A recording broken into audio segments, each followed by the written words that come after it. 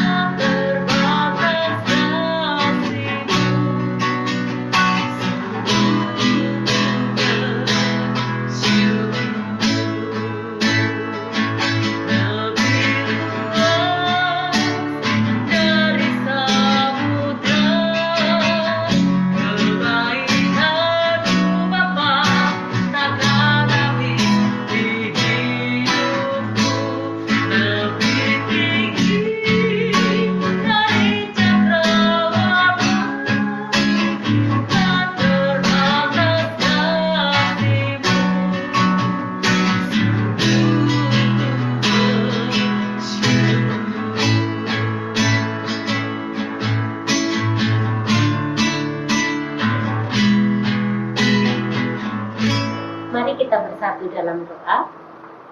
Bapa Surgawi, di kesempatan ini Tuhan, kami mohon biarlah Roh Kudus-Mu sendiri yang akan memberkati, mengurapi setiap kami untuk kami boleh menerima kebenaran firman-Mu.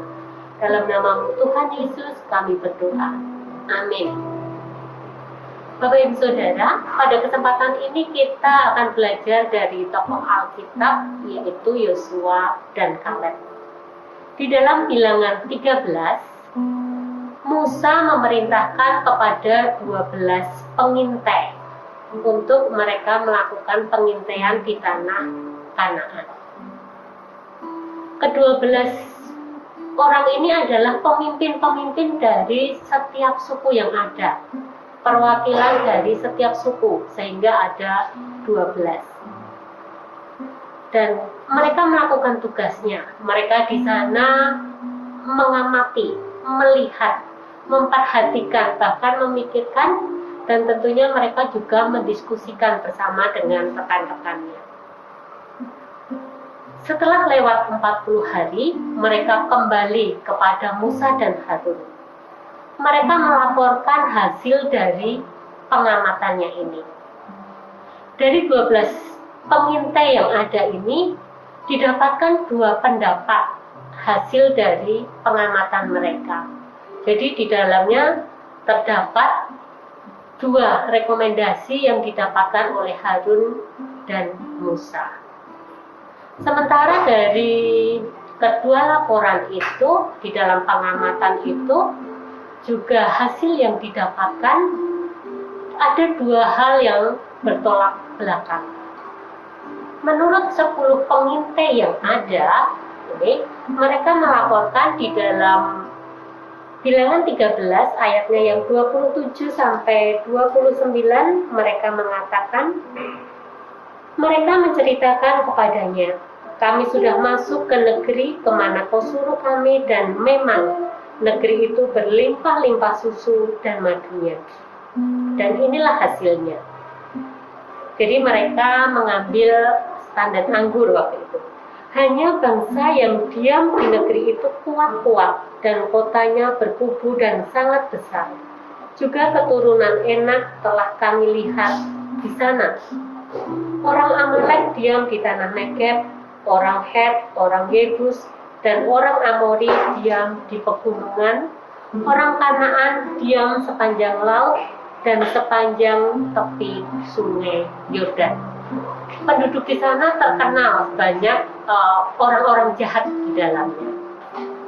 10 orang ini mereka menilai bahwa semua orang yang ada di sana itu besar, mereka kuat-kuat.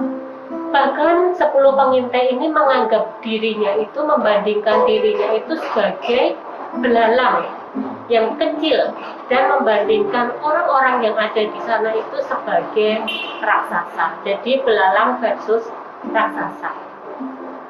Dan dari pengamatannya itu membuat mereka gentar, mereka ketakutan, mereka putus asa. Entah waktu itu mereka ingat apa yang Tuhan janjikan atau tidak, tetapi mereka takut. Karena ketakutannya itu membuat cara pandang mereka itu salah. Akhirnya kalau kita bisa melihat, bahkan di ayat yang ke-32, mereka menyampaikan kabar busuk demikian.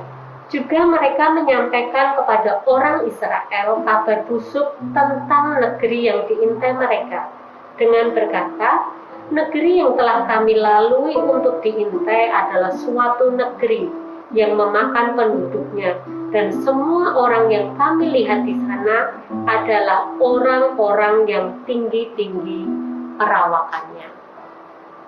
Bapak Ibu, dari pengamatannya, dari laporannya ini, mereka sampaikan kepada Harun dan Musa serta didengarkan oleh bangsa Israel waktu itu. Dan mereka mempunyai rekomendasi dari hasil pengamatannya itu, yaitu di ayat 31. Di situ dikatakan, tetapi orang-orang yang pergi ke sana bersama-sama dengan dia berkata, kita tidak dapat maju menyerang bangsa itu, karena mereka lebih kuat daripada kita. Ini pandangan mereka. Mungkin juga pandangan bagi banyak orang ketika mereka mengamati itu. Mereka melihat suatu masalah yang besar ketika nanti mereka maju. Sehingga mereka rasa percayanya kepada Tuhan itu luntur. Mereka lebih mengkhawatirkan bangsanya. Mereka khawatir dengan dirinya. Kalau mereka tetap maju, pasti kalah. Mereka lupa akan kuasa Tuhan, penyertaan Tuhan selama perjalanan mereka dari tanah Mesir di padang gurun dan sudah dekat mau masuk daerah Kanaan. Dan Bapak Ibu tahu, laporan mereka, rekomendasi mereka ini membuat bangsa Israel galau, membuat bangsa Israel bersungut-sungut. Bahkan terjadilah pemberontakan. Mereka hampir membuat mau mencari pemimpin yang baru untuk kembali ke Mesir. Mereka rela menjadi budak daripada mati di tanah Kanaan. Itu pandangan mereka.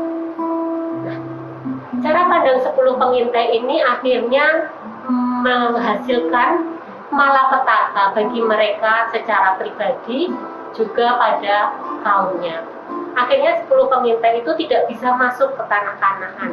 Bahkan di dalam pemberontakannya itu mereka banyak yang tewas dan bahkan mereka terserak dari kaumnya itu.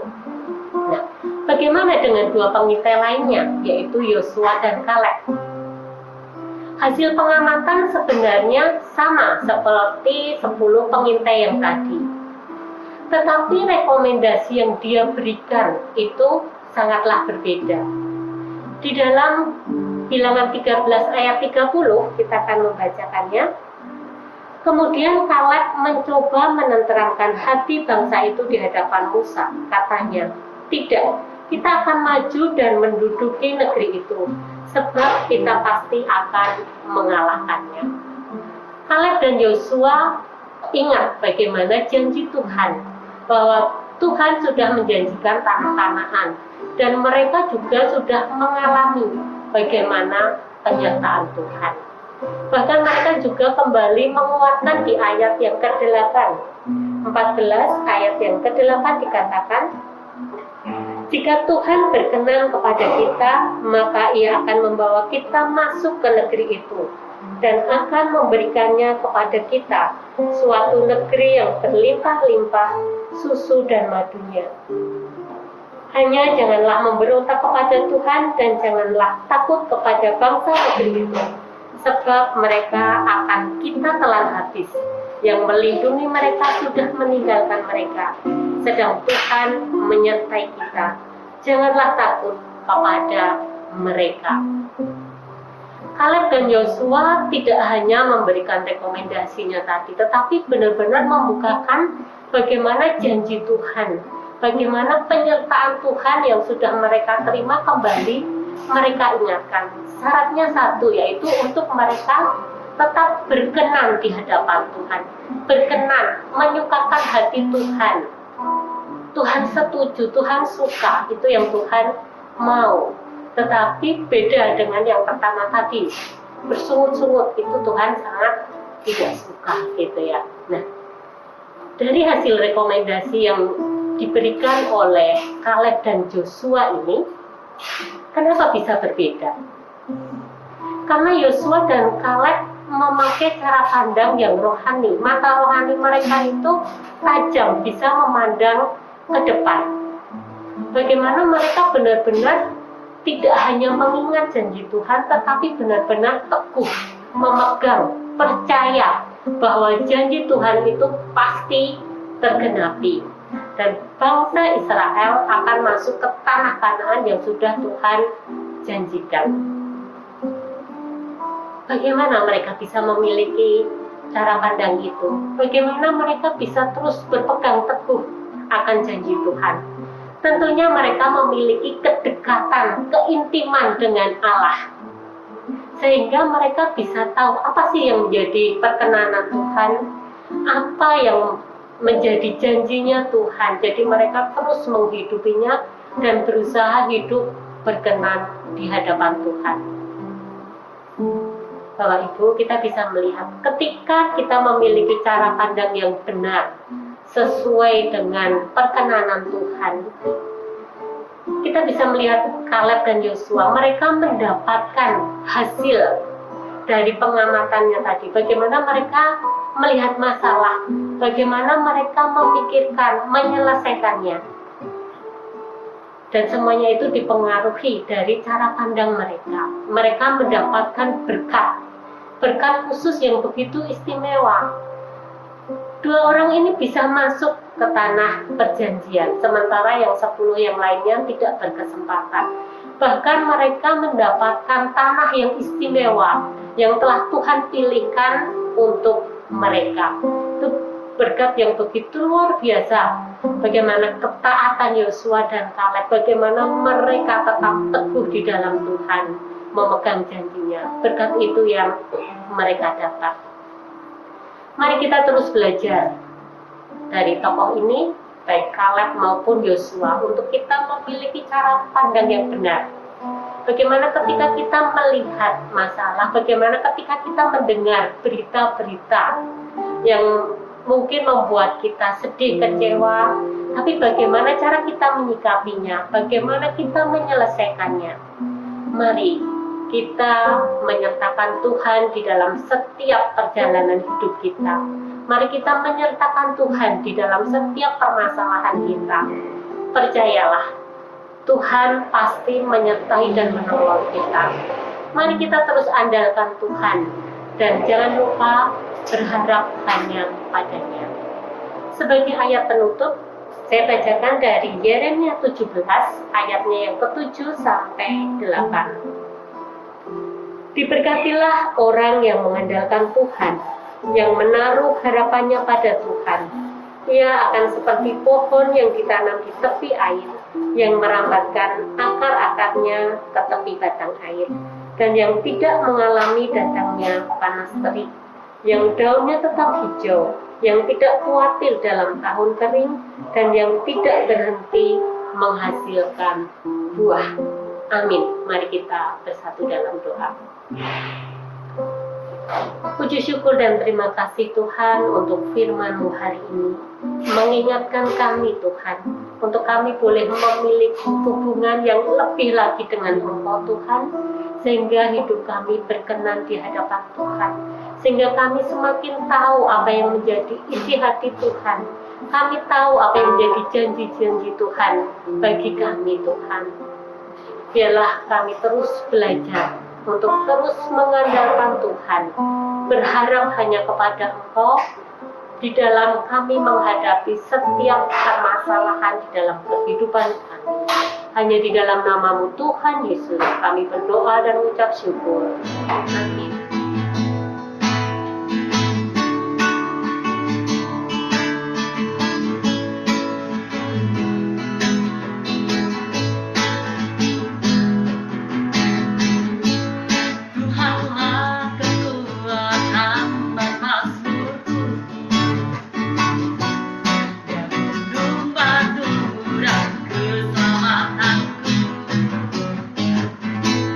Hanya padamu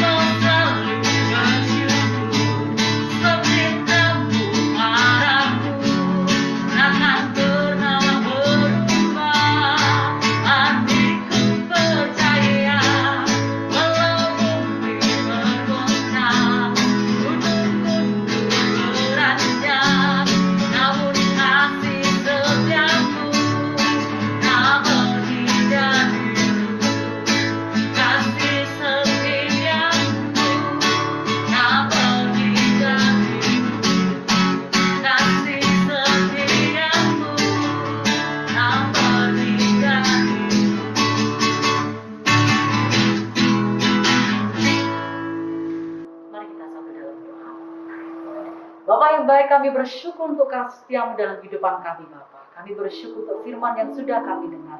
Kami bersyukur untuk pujian yang kami pujikan. Dialah Tuhan, semua berkenan di hadapan Engkau. Saat ini Tuhan, kami siap melakukan tugas kami siap melakukan kewajiban kami di tempat ini. Berkatilah kami Bapa, sertailah kami Tuhan, jagailah kami, bungkuslah kami dengan Roh-Mu yang kudus Bapa, supaya kami bisa menjadi berkat untuk kemuliaan nama Tuhan. Di dalam satu nama, Yesus Kristus, kami berdoa. Haleluya. Amin. Selamat berkarya, Tuhan Yesus memberkati kita semua.